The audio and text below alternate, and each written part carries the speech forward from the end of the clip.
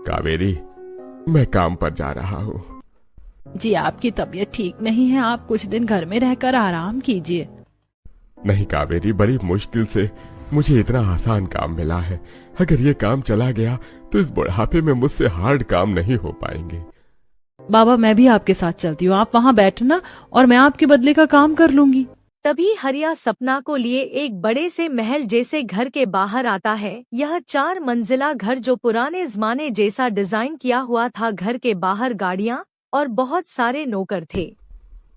बाप रे, ये घर है या राजमहल?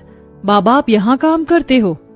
हाँ बेटिया, ये पुश्तैनी खानदान का घर है।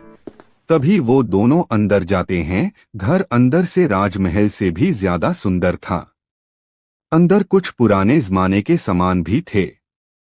सामने सभी घर के मालिक, उसकी पत्नी और उनके सभी परिवार वाले थे।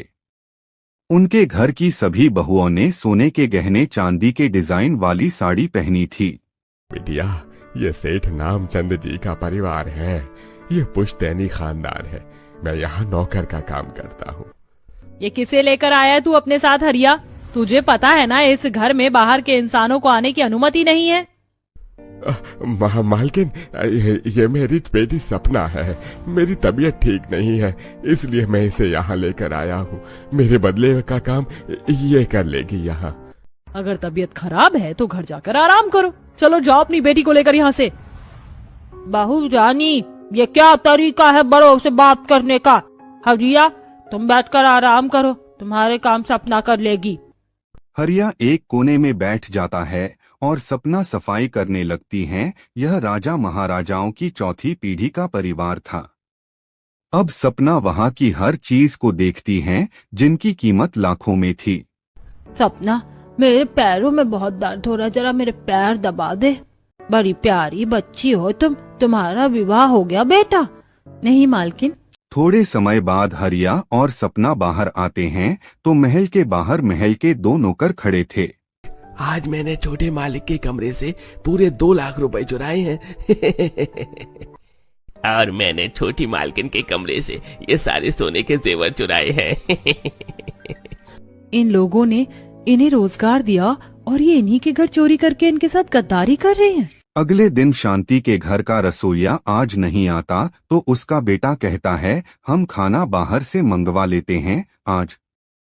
तो सपना ने कहा, मालकिन क्या आज मैं खाना बना दूं सबके लिए? मालकिन सपना को खाना बनाने को कहती हैं और सपना आलिशान रसोई में खाना बनाने चली जाती है। थोड़ी देर बाद सब हॉल के डाइनिंग टेबल पर बैठ जाते हैं। इस तरह रोज सपना महल में आने लगी, घर का सारा काम कर शांति की सेवा करती। एक दिन हरिया अकेला शांति के महल आता है। शांति ने कहा, तेरी बेटी कहाँ है? दोपहर का समय सब रसोइया के हाथ का खाना खा रहे थे। अब ऐसे ही दिन बीत गए। सभी को सपना की बहुत याद आने लगती है और एक शाम शांति का छोटा पोता विवान अपनी दादी के पास बैठा होता है। उसकी दादी उसे सपना और उसकी शादी के लिए कहती हैं। विवान भी दादी की बात मानकर हाँ कह देता है। अब इस बात को सुन पूरे परिवार में तहलका मच जाता है। क्या वो 2 कौड़ी की नौकरानी हमारे खानदान की बहू बनेगी? नहीं माँ जी, ये हमारा अंतिम फैसला है। सपना ही इस घर की बहू बनेगी। फिर क्या था, कुछ दिन बाद सपना और विवान की शादी हो जाती है। अगले दिन सपना अपने आलिशान कमरे में रेशम का लहंगा और सोने के जेवर पहने हुए थे। तभी शांति देवी और विवान वहां आते हैं। विवान, हमारी बहू रानी को अपने इस महल की सैर करवाइए। थोड़े समय बाद सपना अपने कमरे से बाहर आती हैं। सपना ने एक सुंदर सा शाही लहंगा पहना था जो सोने के मोतियों से बना था। सपना ने सुंदर गहने पहने। सपना अपने हाथों से पूजा करती हैं। फिर दादी सास उसे हीरो का पुश्तैनी हार देती हैं। सपना बहू, अब सही मायनों में तुम इस परिवार की बहू बन चुकी हो।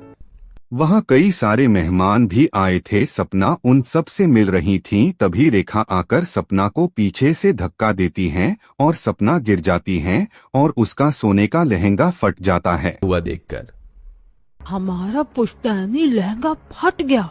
सपना बहू, तुम कुछ समय तक भी इस लहंगे की अच्छे से रक्षा नहीं कर सकती थी। तुम्हें पता है ना कितना बड़ा गुनाह हुआ तुमसे। दादी माँ वो चुप रहिए, आज तक हमने इस लहंगे पर कभी आंच तक नहीं आने दिया और तुमने अपनी लापरवाही से लहंगे को फाड़ दिया। तुम इस पुश्तैनी परिवार की बहू कहलाने के लायक ही नहीं हो। तुम जैसे गरीबों की औकात ही नहीं है शाही लहंगे को पहनने की। बड़ी आई थी पुश्तैनी खानदान का लहंगा पहनने वाली। सपना और विवान जब सो जाते हैं तो रेखा चुपके से सारे गहने उठाकर ले जाती हैं। अगले दिन गहने ना मिलने पर सपना परेशान हो जाती हैं। बहू तुमने गहने क्यों नहीं पहने? दादी माँ वो गहने कहीं दिखाई नहीं दे रहे। क्या दिखाई नहीं दे रहे मतलब? दादी माँ वो गहने सपना ने यहाँ टेबल पर रखे थे और सवेरे जब उठकर देखा तो यहाँ गहने नहीं थे। बहू वो गहने कोई मामूली गहने नहीं थे, वो हमारे पूर्वजों की निशानी है। देख लीजिए माँ जी, ये नतीजा होता है गरीब लड़की को अपने घर की बहू बनाने का। गरीब है ना, दुनिया बदल गई होगी इसकी और इसने इतने महंगे कीमती गहने अपने माता पिता को भेज दिए होंगे। नहीं नहीं जेठानी जी, मैंने किसी को गहने नहीं दिए, मैंने रात में यही रखे थे गहने। बहू रानी, हमें लगा था तुम काफी समझदार हो, चीजों की कदर करना जानती हो, पर तुम इतनी लापरवाह हो ये हम नहीं जानते थे। सपना बहू, हमने तुम्हें जो सोने के सिक्कों से भरी थैली दी थी वो लाइए। सपना कार में आकर देखती है तो वह सिक्कों से भरी थैली गाड़ी में नहीं थी। अरे वो थैली कहाँ गई? क्या हुआ सपना बहू? दादी माँ वो थैली मैंने कार की सीट पर रखी थी और अब वो यहाँ नहीं है। क्या सपना बहू, तुम इतनी लापरवाह कैसे हो? सपना जी वो थैली हमने रास्ते में ही कार की खिड़की से बाहर फेंक दी थी। सब सपना को खरी खोटी सुनाने लगते हैं। कुछ दिन बाद रेखा ने 20 लाख की गाड़ी खरीद ली। फिर नई गाड़ी खरीदने की क्या जरूरत थी? माँ जी खरीदने दीजिए ना, हमारे पास कौन से पैसों की कमी है। पर माँ जी 20 लाख रुपए बहुत बड़ी रकम होती है। पैसा है इसका मतलब ये नहीं कि हम उसे फिजूल खर्च करते जाएं। तो अपना मुंह बंद रख। सब परिवार वाले अपने ऊपर लाखों रुपए उड़ा देते। घर की बेटियां पार्टियों में लाखों रुपए बर्बाद कर देती थी। सभी कीमती गाड़ियों में घूमना और अपने दोस्तों के साथ मौज मस्ती करना एक शान। विवान, अब है इस बार भी हमारी कंपनी को 1 करोड़ का नुकसान कैसे हो गया? पिताजी वो कितनी बार कहा है हमने तुम दोनों से कि कारोबार को अच्छे से संभालिए, उसमें ध्यान दीजिए, पर नहीं, तुम दोनों को तो बस ऐश का जीवन बिताना है। पिताजी अब हो गया 1 करोड़ का नुकसान तो जाने दीजिए ना, ये कोई नई बात तो नहीं है, हर बार हमें कंपनी में घाटा मिलता आ रहा है। बेटा पहले अपने दम पर 1 करोड़ कमा कर देखिए, फिर पता चलेगा कि 1 करोड़ किसे कहते हैं।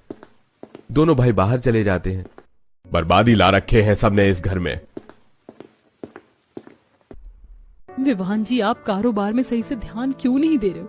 इतना बड़ा नुकसान हर बार होना अच्छी बात नहीं है। अरे छोड़िए ना सपना, इतने से नुकसान से हमें कोई फर्क नहीं पड़ता। विवान बाहर चला जाता है। ये पैसों की कदर क्यों नहीं समझते? अगले दिन शांति और सपना रेखा के कमरे में आते हैं तो उन्हें वह शाही गहने दिखाई देते हैं। इसका मतलब वो गहने नेहा बहू ने चुराए थे? जी कहिए, कौन है आप? मेरा नाम सुखचंद है, मैं राजा बलराम के खानदान से हूँ। तुम्हारे पिताश्री ने मेरे पिताश्री से 200 करोड़ का कर्ज लिया था, जो उन्होंने अब तक नहीं लौटाया है। पर पिताश्री ने इस बारे में हमें कभी भी नहीं बताया। ये रहे पेपर, इसमें सारी बात साफ साफ लिखी है और नीचे तुम्हारे पिताश्री के हस्ताक्षर भी है। ये देखकर नामचंद और सब दंग रह जाते हैं। नामचंद? ये सच है माँ? फिर क्या था, सुखचंद 200 करोड़ के बदले नामचंद का घर, उसका सब कुछ उनसे छीन लेता है, जिसके बाद सब रास्ते पर आ जाते हैं। पिताश्री ने तो हमें रास्ते के भिखारी बना दिया है। पर दादी माँ, दादाजी ने इतना कर्ज लिया ही क्यों? तुम्हारे दादाजी को जुआ की आदत थी बेटा। ये सुनकर सब खूब रोने लगते हैं। तभी सब एक छोटे से किराए के झोपड़ी घर में आते हैं। अब उनके पास शरीर के कपड़ों के सिवाय कुछ नहीं था, न कोई जेवर, न पैसा, न सामान, न कुछ। जेठानी जी हमारे पास तो कुछ नहीं है, हम मिट्टी का चूल्हा और कुछ बर्तन बना लेते हैं। मुझे ये सब नहीं आता। तो सीखिए बहू, अब जीवन में हमें यही सब करना है। तभी नेहा और सपना मिट्टी से बर्तन और चूल्हे बनाने लगते हैं। अब है विवान, दोनों बाहर जाकर कोई काम करो, अब जीवन का गुजारा करने के लिए कुछ तो करना ही होगा ना। दोनों भाइयों ने जीवन में कभी कोई काम नहीं किया था। शाम का समय था। नेहा सपना मिट्टी के बर्तन में खाना बना रही थी। इसीलिए हम कहते थे बहू कि घरेलू कार्य करने की भी आदत डालिए, क्योंकि जीवन में हर समय एक समान नहीं होता। जहाँ कल तक नौकर चाकर सबके काम करते थे और आज हम सब नौकर की तरह बन चुके हैं।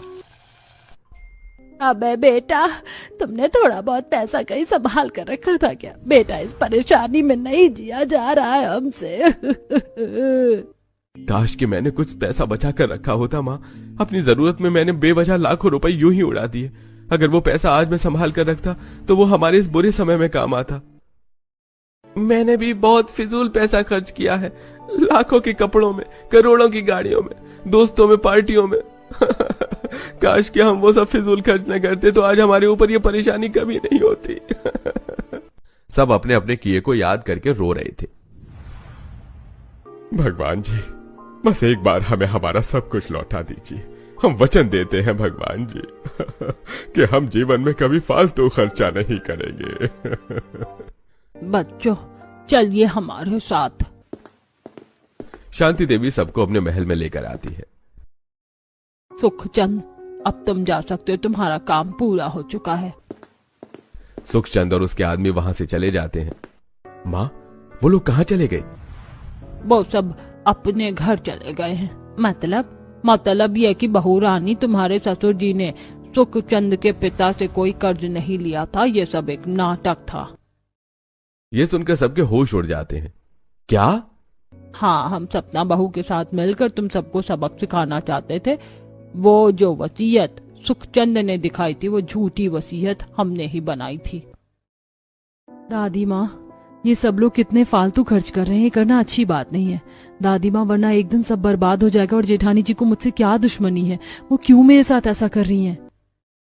हम क्या करें बहू? दादी माँ, ये जीवन क्या है, पैसा क्या है?